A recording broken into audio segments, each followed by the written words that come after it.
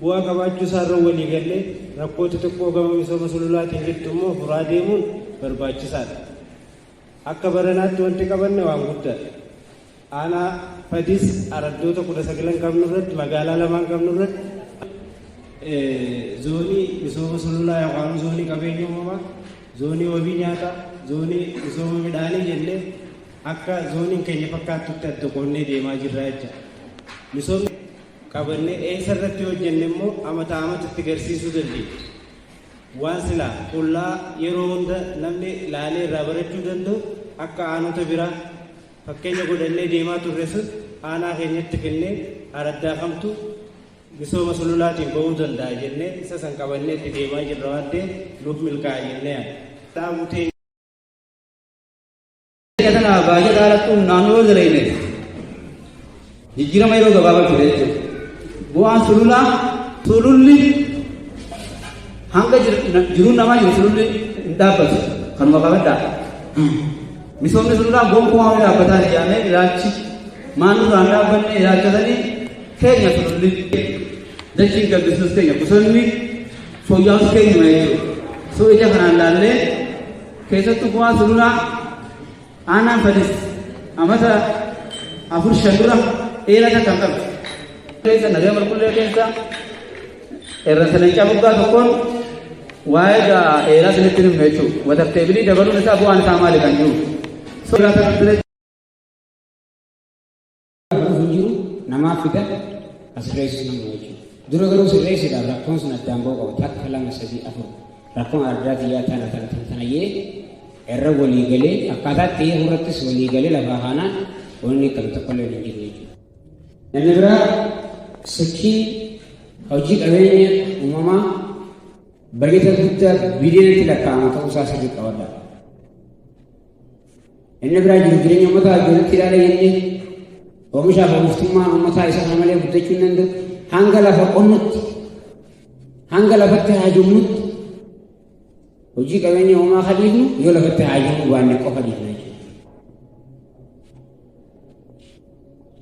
Albuuda hin qabnu, nadaajii hin qabnu, galiin keenya guddaan kan irraa argamu, harki uummata keenyaa guddaan parsantii 85 ol qonnaa fi qonnaan hanga ta'etti, horsee bulaa hanga ta'etti dhiiroo yoo hafuura fudhannaa hajuu sammuu nama tokkoo keessallee dhufuu qabu jechuudha.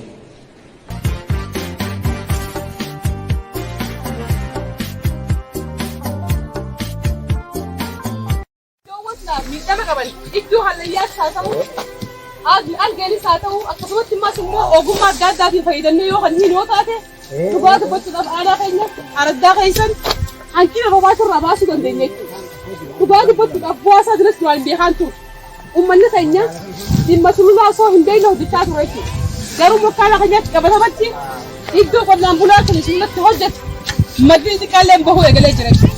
Fakkeenya ilaallee kan jiru taatee nagee marqullee keessatti bishaan dur dhaabbatee jiru taatee nagee marqullee keessatti bishaan dur dhaabbatee jiru gaafa darbii keessa malee Ihaadigii as bishaan dhaabbatee jiru dhaabbatamaan maddii bahaa jira jechuudha. Kanaaf harka keenyaa waa hedduu kan hojjennoo taate waa hedduus baasuu dandeenya jechuudha. Rooba fagaatee jiru kanallee dhiheessuus dandeenya jechuudha. Kanaaf kaayyoo sululaa kana sirriitti beekuu danda'uu qabna jechuudha. Itti amanuu qabna jechuudha. Ogummaan deeggarree hojjetaan qonnaa isin keessa jira. Ogeessi isin keessa jirra.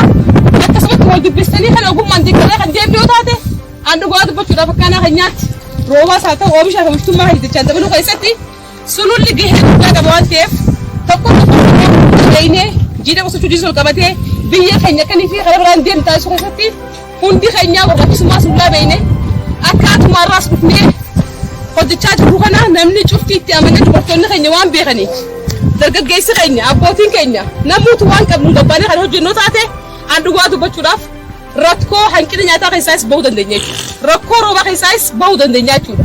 Kana ta'uu baannaan dachiin keenya adiidha dhugaa dubbachuudhaaf. Dachiin keenya bishaan barbaaddi.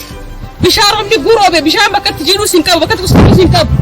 Lolaan ni dabarsa jechuudha. Kanaaf iddoo hidhuu qabnu san hundaa'u hidhaa marsa marsaan hojjechaa kan deemnoo taate rakkoo bishaan dubbachaa ol kun nurraa eeggachuu danda'a waan ta'eef an duraan dursee hundi keenya akkaataa kanaan guyyaa irraan tana guyyaa jalqabaati. Guyyaa jalqabaa waan ta'eef harcaatii namaatti jira waan ta'eef guyyaa barurraa eegaltanii sululli kan turu marsaa kana ji'a 2 jechuudha. guyyaa jaatam ture. Kanaa dura guyyaa 40 dalagaa ture. Ji'a takkaas dalagaa ture. Kana jechuun ammas yoo xiqqaate humni hojii kan beeku hojjetu yoo taate guyyaa 15 keessatti hojiiwwan sana barbaachisu hundaa hojjennee keessaa bahuus danda'a. Intalatumi, hulaachuun jireenya keenyaa jettanii qaama qalbiin fudhattanii akka magaalaan kaatti bakka takkaa jechuudha. Dargaggeessi nafne, abbaan hin nafne, sheen hin nafne, haroon keenya nafne hedduun dhufanii jiranii. Keessattuu dargaggeeyyii hojii dhagayyii fuuldura nutis hojii hedduu irratti hojjechuuf waan karoorfannee jiru. Isinis qophaa'inaa amma qabdan kana daran cabsitanii dhumuu danda'uu qabdan. Sulula keenya kunuunsuun hojjechuu qofaa miti amma barbaannu. Kaayyoon sulula amata kanaas as dalaydee amataas yoo asuma deebitee amma nu gaamu. Kunuunsuun biqiltuu dhaabu biqiltoota akkam taa'amu kan namni irraa waa nyaatu. Akkam jettan? Kanneen kunuunsinu. Kanaa waa jechuu barbaadu.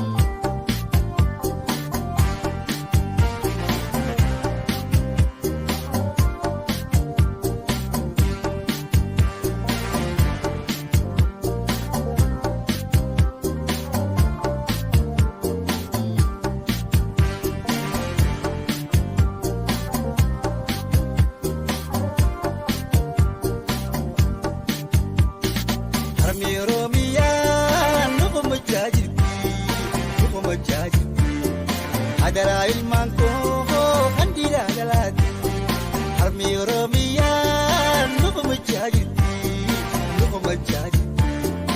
Adara ilman ko kandira galati Armi ujumbona Kari muhambona Armi ujumbona Kari muhambona Apana kama ko narrati jitani Nantu bizin hajati Apana kama ko narrati jitani nantu bizin hajati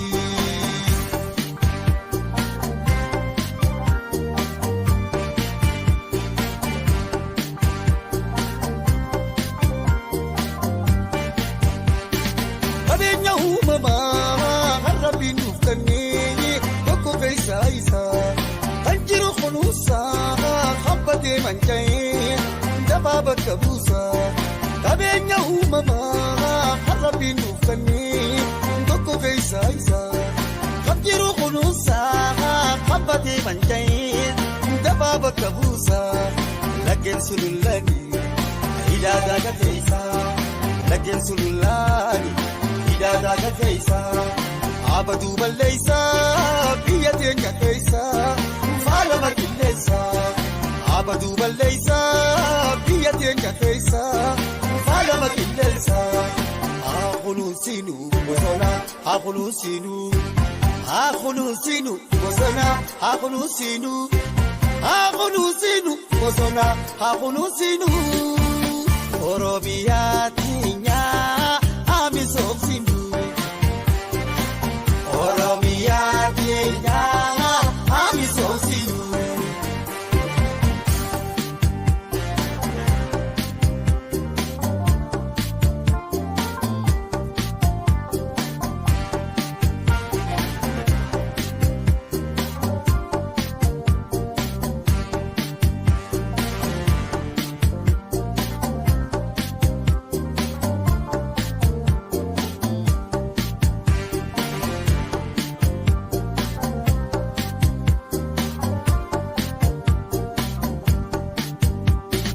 Armi Oromia nuko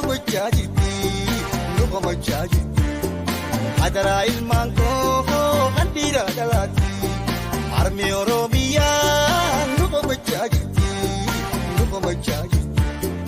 Adara ilman ko kandira galati namni wajjin boona gaarri mukaan boona namni wajjin boona gaarri mukaan boona afaan qaama koo narratti jirtanii nan dubbisinaa jirti afaan qaama koo narratti jirtanii nan dubbisinaa jirti.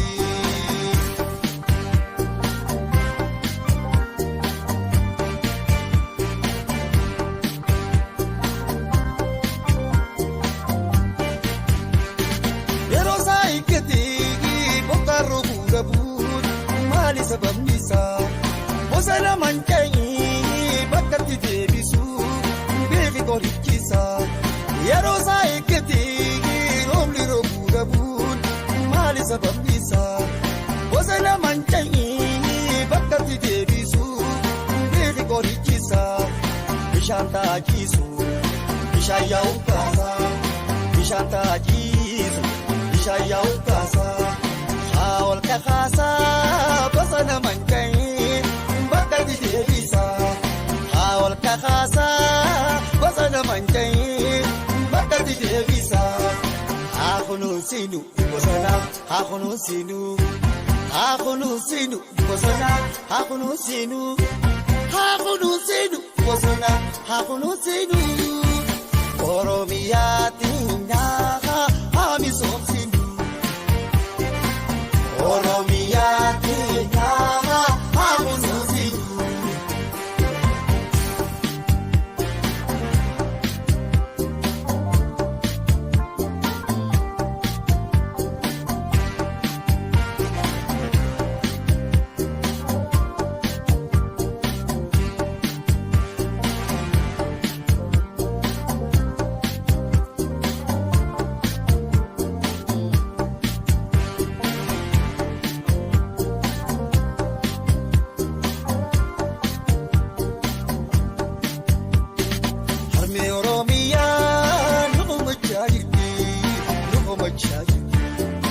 Adaraa ilmaan koo kan dhiiraa galaati.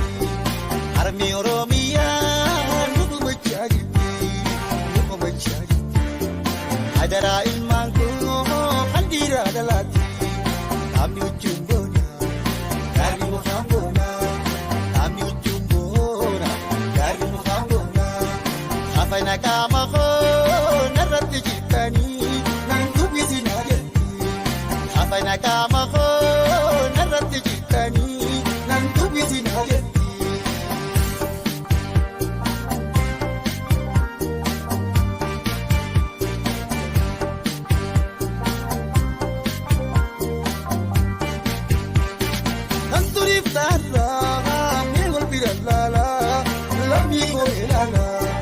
Bosonni manca'ee gaarri ta'e kullaa gaarri ta'e kullaa kan duriif taarraa mii wal bira laalaa lammii goone laalaa.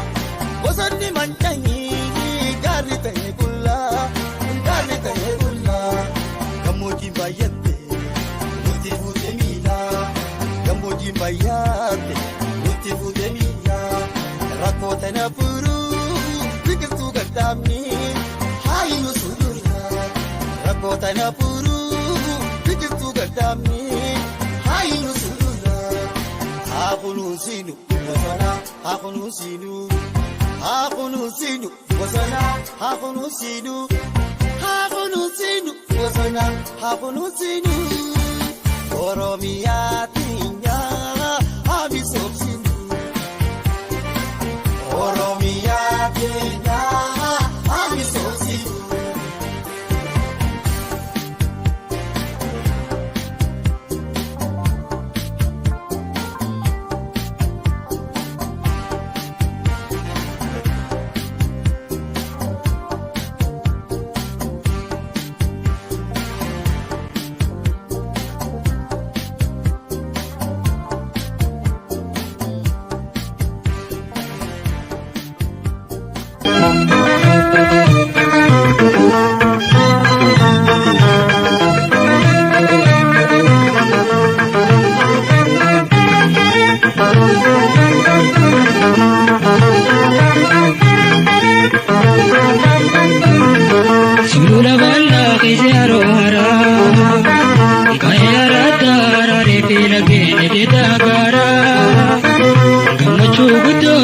dogu jiruto mara solula balla kaisi arora kayara dara rebela gene de dagara gamachu gudoni yada dogu jiruto mara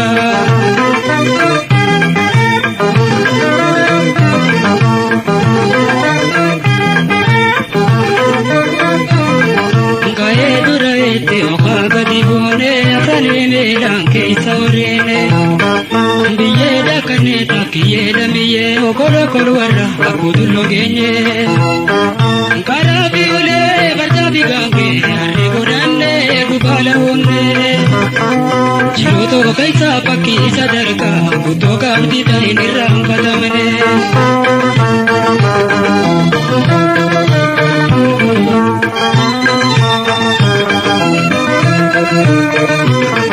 Solula bala kaisi arohara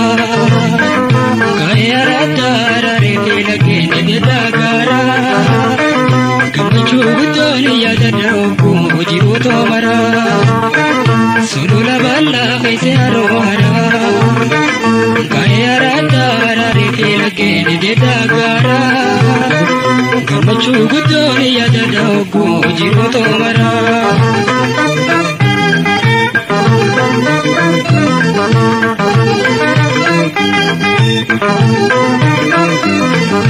aradara re gara lageni gola tulore maira bareda Kandena gadulo niti bokamne gola choke isa kubale honda Goba di goba gola le dirma niti dille sporti guda Chiruto kaisa sena surinto anadar chifte kamim bada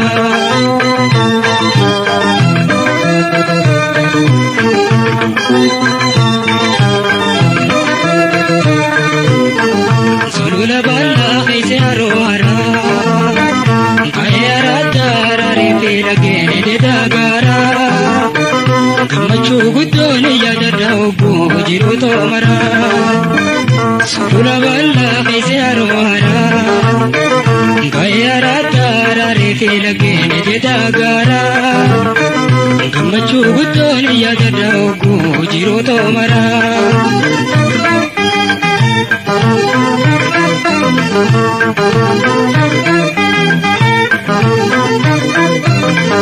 Logale tole jiro jolumada dawa gorre nama Faru arba bi wala la boda la badi gate nyamana gama Lalje nyaga basulu kare balate kamati bagane Amile dorgom solite omu kaya ne kenya walida dene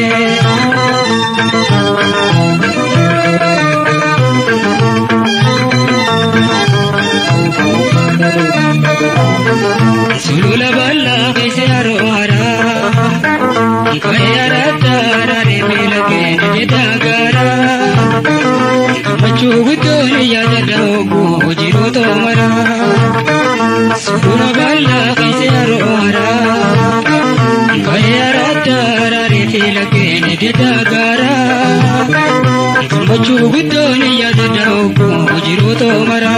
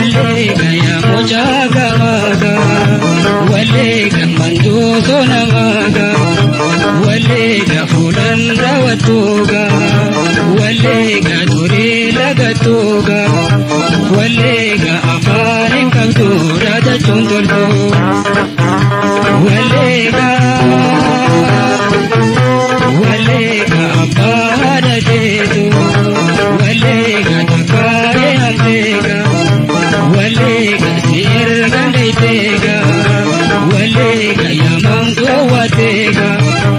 wallee kasittee oolanii.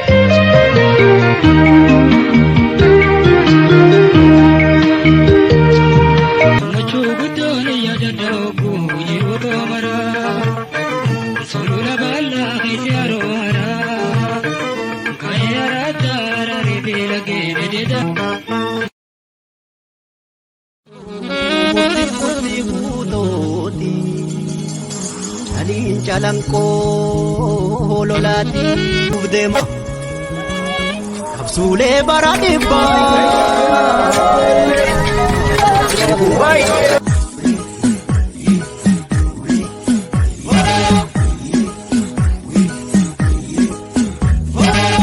Hanga heedil bandi heedil godhuuf deema fororoo. Buuseela galaanaan firii godhuuf deema fororoo. Hanga heedil bandi heedil godhuuf deema fororoo. Ifaan gaase bariinaan shir jedhuuf deema fororoo. Duudhokkee korsu eegna erga caamee lafti kooree. Tollaan tollaan biyyi kooree. Sanyii kan nyaatu bineensa dhigee galchaan sun gameessa. Waatolee maan jenne keeroo waatolee erga milkiin galee sanyii nuuf kalee. Waatolee maan jenne keeroo waatolee erga milkiin galee sanyii nuuf kalee.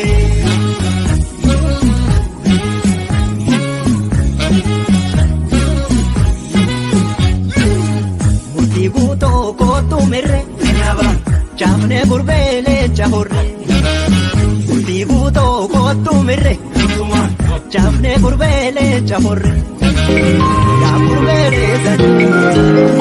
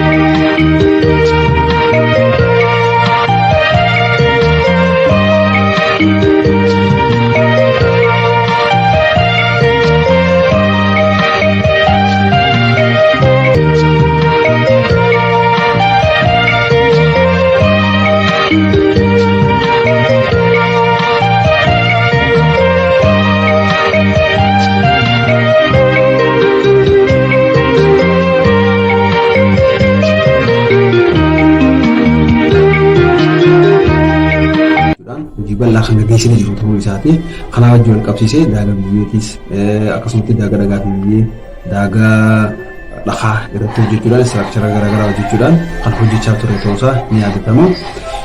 Haa ta'uutii hojii kana egaa qophii gahaa taasifnee fi sochii bal'aa gaggeessinee hojii karoora keenya parsantii haga ammaatti sulula kana egaa ji'a tokko dabarsinee jira parsantii 90 ol kan ta'u akka aanaa keenyatti hojjennee kan jiru ta'uu isaati. Kana egaa hojii fiizikaalaa yeroo bonaa kan hojjenne hojii misooma qophii biqiltuutii fi hojii ashaaraa magariisaa fi idileedhaan deeggaruudhaaf ashaaraa magariisaatii fi idileedhaanis biqiltuu akka aanaatti karoorri keenya miliyoona 12 ni qopheessine jennee iddoo adda addaatti miliyoona 12 ni qopheessine jennee karoorfannee jira. Biqiltuu kanaas biqiltuu gosa adda addaa MPT yookaanis multipurpose tree biqiltuu hunda galeessa kan jedhamu biqiltuu miliyoona 6 qopheessuuf karoorfannee jira. Kan bosonaa immoo miliyoona 3,500 akkasumatti illee biqiltuu muduraa miliyoona 2 qopheessuudhaaf kan karoorfanne miliyoona 2,500 karoorfannee yeroo ammaa kana biqiltuu kanaas parsantii 60 ol hanga parsantii 75tti yeroo ammaa kana qopheessine haala gahaadhaan kan dhaabbiidhaaf qopheessaa jiru ta'uu isaati. Hojii kunis bal'inaan buufata biqiltuu qabnu 3 irratti adda qoqqoodnee karooraas baafnee fi cimaan kan ittiin soso'aa jiru ta'uu isaati. Akkuma waliigalaatti hojii ashaaraa magariisaatii fi idilee dhaabbii gochuu milkeessuudhaaf haala gaariin biqiltuu hojiilee yeroo bonaa keessatti gannaan bakka buufnee hojii baay'ee deemaa boqqolloo milkeessuudhaaf haala cimaadhaan qindoomina gaariidhaan kan itti socho'aa jiru ta'uu isaati. Bishaan taakisu bishaan yaa'u kaasaa haa ol kakaasaa bosona mancaa'ee bakka deebisaa haa ol kakaasaa bosona mancaa'ee bakka deebisaa. Barana bara 2014 kana keessatti hojjennee sadarkaa aanaatti sosochii leenjii hojjetaa misoomaa fi kaabinee araddaa hunda bifa ho'uwwan kennee booda boqonnaa qophii irratti leenjii bilchaataa sadarkaa aanaatti kennan. Kanatti aansuudhaan sadarkaa aanaattis qaama dhimmi ilaalu hunda gaggeessaa aanaa hojii dabalatee sosochii egaa kennee booda karaa hojii misoomaa bal'inaan seenne jechuudha. Haa ta'u sosochiin kun kan aanaa irratti daangee osoo hin taane sadarkaa araddaattis leenjiin gahaan kennamee qophii sulula bara 2014 seenan. Haaluma kanaan keessattuu sululli akka aanaa keenyatti qabnu sululoota duraanii 16 fi haaraa 3 waliigala sulula 19 qabnu jechuudha. Kanarratti immoo sululoota kanarratti istiraakcharoota adda addaa daagaa adda addaa kiloomeetira daagaa dhakaa fi daagaa biyyee wal keessa kiloomeetira 7,000 yoo ta'u istiraakcharoota adda addaa jiidha qusatan 200 ol qabna jechuudha. Bifuma kanaan egaa hojiitti seennee koree adda addaa fi to'annaa fi hordoffii sadarkaa gubbaadhaa hanga gadi gooneen hojiin haala gaariirra jira jechuudha. Yeroo kana jennu koree godina wajjinis ta'uudhaan hojii laallee bal'inaan haala gaariirra jira. Kana yeroo jennu sulula eegaluu dura koree qindeessa aanaa qabannee sululli baniinsaa araddoota 3 irra godhame yoo xiqqaate.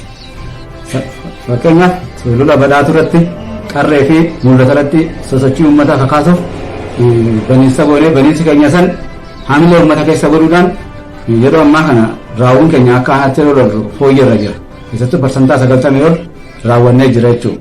Soo dhimmi sululaa kana keessattuu barana akka koree teeknikaa aanaa keenya ogeessa keenya wajjin walitti qindoomuudhaan hojiin bu'aa qabeessa hojjetamee jira. Hojiin nama boonsus hojjetamee jira. Kan uummanni illee irraa baratus hojjetamee jira jechuudha. Kana keessatti gaheen hojjetaa ogeessa keenyaa, gaheen koree teeknikaa keenyaa, gaheen koree aanaa keenyaa laayyoo miti.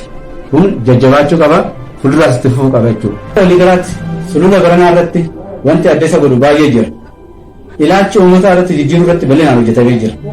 Hojjetamuu qofa osoo hin taane hojii qabxamaanis yeroo gabbu'amu hojii fooyyee fi hojii bareedaatu mul'ata jechuudha.